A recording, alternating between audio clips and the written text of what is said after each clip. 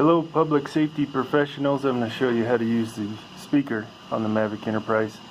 Obviously, step 1, remove the plastic cover. That's very straightforward.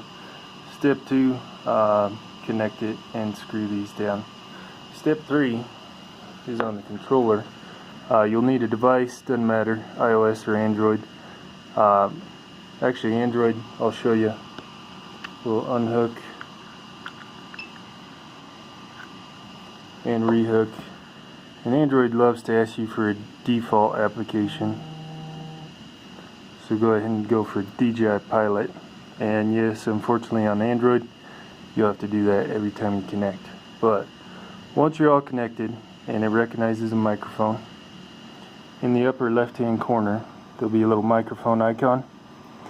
Brings up a whole new menu, and you will tap to record a message and then it will send it to the drone. But do yourself a favor, earplugs, it's very loud. Alright, we'll go ahead and record a message. Wave your hands if you're lost. Wave your hands if you're lost. Very loud. So I had it set to instant broadcast. As soon as I talk, it sends a message. So hopefully this is helpful to you. The only tricks to it are you need the DJI Pilot app to make it work.